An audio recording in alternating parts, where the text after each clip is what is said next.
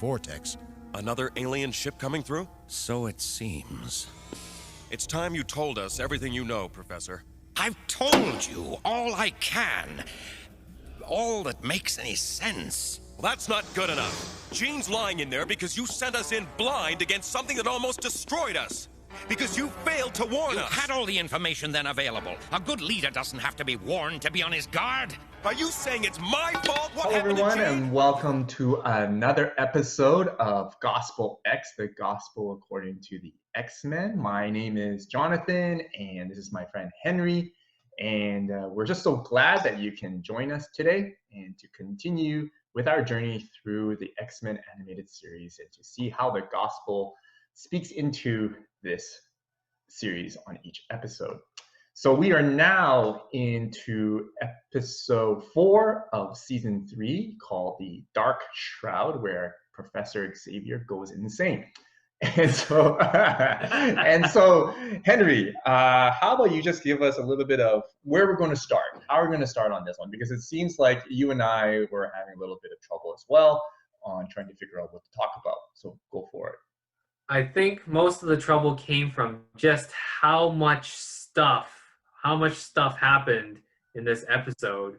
You know, they start off with being in the space shuttle landing, then they're in the hospital, then they're all in their daily life, and then crazy Professor X astral projection starts attacking them, you know, and then goes to Muir Island. He meets Miranda, and then Lalandra comes out, and then Juggernaut smashes through the door. It's just, there was a lot of stuff going on. Mm-hmm. It pointed to that scene in the hospital after Cyclops, you know, sees Jean dead, and she's injured in this incident, and then Cyclops angrily just slams on Professor X's chair, right? And says, it was all your fault. You sent us in blind. And then Professor X responds, a good leader has to be able to respond to the dangers, the no amount of preparation that Professor X could have given him. Basically be able to prevent the danger from happening. A good leader has to be able to go and deal with what's thrown his way. Which is interesting because in the previous episode of our Gospel X, we were talking about trust, right? And Cyclops placed his trust on Xavier. And then now this happens, right? So what do you think? Like, how does that connect with our previous episode? Well, you know, like there's the old adage, trust is hard to gain, but easy to lose. Yeah. It takes a lot of time and effort for trust to be built up. Yeah. But, you know, it just takes one instant or one act of betrayal for all that trust to kind of be gone. Or when the shit hits the fan, right? Like, yes. Yeah, like the trust is just goes. But, you know, it's interesting for me is that the trust that this episode actually kind of defines what trust is, right? Last time when we did this, Cyclops trusted Xavier because Xavier earned his trust. But then the interesting thing is when this thing happened with Jean Grey, Cyclops' trust suddenly went downhill. Like, the trust was gone. Yeah. And it was so easy for his trust to go away, right? Was that real trust then, right? Yeah, is that real trust? Or is it because he defined trust differently than Xavier defined it? You know, that, and I'm sure most of us are like that too, right? Like, you know, some people may see trust as one thing and we see trust as another. And so when we don't pull through for like something that people expect us to do, they lose their trust on us. When really, our definition would be for something else or something like that, right?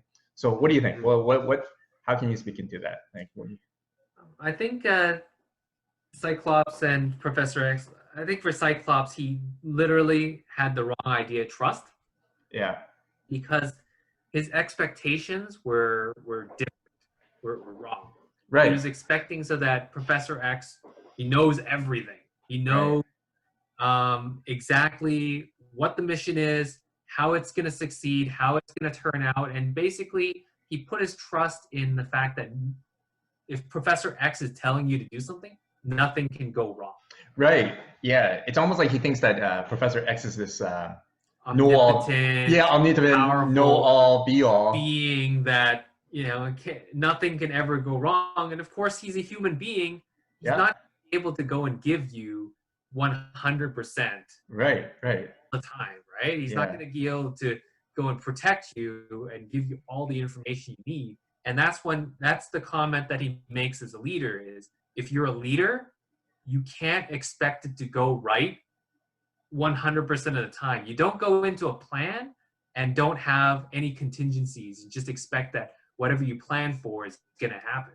Yeah, it's like like he says, like what a leader does not need all these warnings to be on guard, right? And to be ready for anything. So, which is interesting. So, with for my bit, we're always like from last time we said that, hey, like God earned our trust, right, by dying for us, sending His Son Jesus to die for us, so that and to place our trust on Him.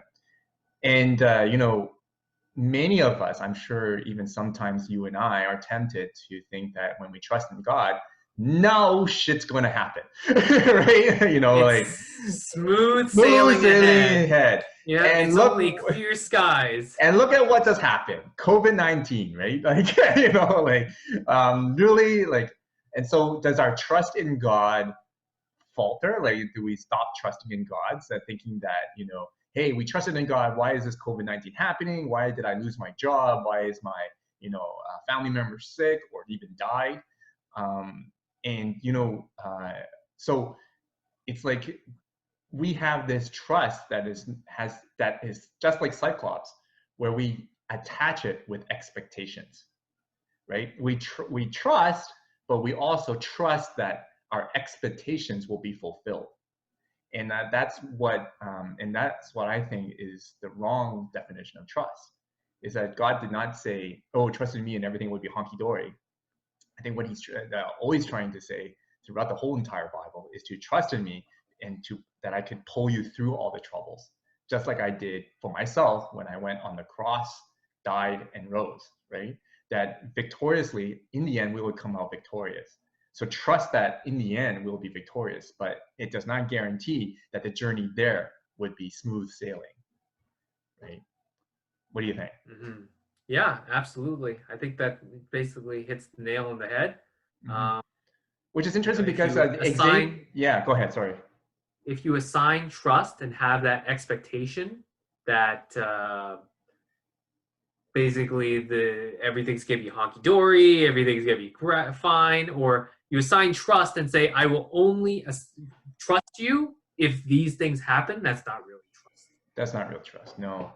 And interesting enough is that Xavier's definition of trust was more like he trusts that the actions taken is to fulfill a greater good, right? Whereas Cyclops' expectation was, I trust you so that we'll remain safe.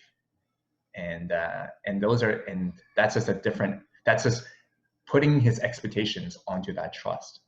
And I think that's a lesson for all of us from this episode, I guess.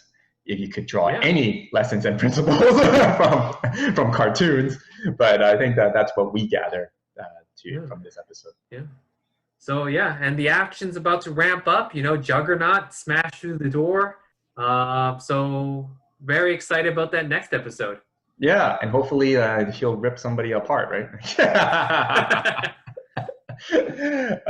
Deadpool's not there. Okay. No. All right. Well, thank you all for joining us again on another episode of GospelX. My name is Jonathan. Again, my colleague is Henry, and we're just so glad that you can join us. Till next time, have a blessed week.